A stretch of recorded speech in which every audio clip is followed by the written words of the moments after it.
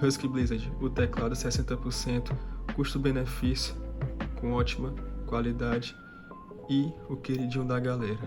Ele é 60% sendo ABNT2, ou seja, possuindo esse Alt aqui, logo do lado do espaço. Para quem não sabe, esse Alt é a junção de Ctrl com Alt, então você aperta ele para usar essas duas teclas ao mesmo tempo. O switch dele é Get Your Own Head, é um dos melhores do mercado para quem gosta de jogar. Ele é construído de plástico, porém o seu plástico é muito resistente, como vocês podem estar vendo, ó. Muito resistente. Eu tô trazendo ele aqui para vocês, sem lavar ele, sem limpar nem nada, para mostrar a vocês que ele ainda hoje está em ótimo estado.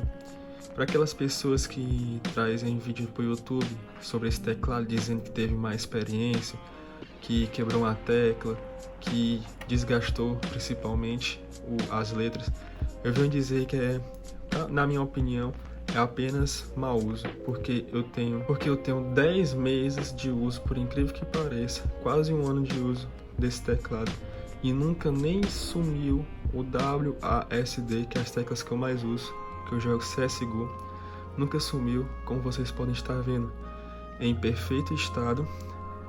Recomendo muito, muito, muito, muito, muito mesmo.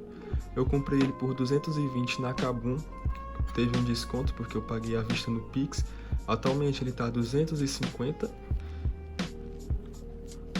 Então está aqui o veredito, super indico esse teclado após 10 meses de uso.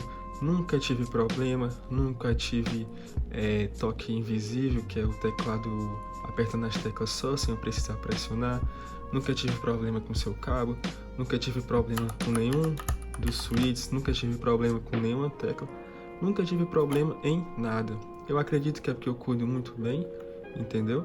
E todas as vezes que eu vou usar ele, eu não uso ele com a mão suja, porque tem pessoas que usam com a mão suja de óleo, mão suja de gordura, e eu costumo muito limpar minhas mãos antes de usar ele. Vocês podem estar vendo, ó, nem amarelo está as teclas. E eu pretendo customizar ele, comprar algumas keycaps no AliExpress. O switch dele não vou mudar, porque o switch dele é top. Como eu disse, recomendo muito para quem joga. Então o vídeo foi esse, espero que vocês tenham gostado. Como eu disse, indico muito esse teclado. Fiz uma reviewzinha aí com alguns takes para vocês poderem estar vendo. E é isso, espero que vocês tenham gostado. Se inscreva, deixe aqui nos comentários sugestões de vídeo, sugestões dizendo o que achou, falando alguma coisa que eu errei, falando alguma coisa que eu posso trazer no próximo vídeo.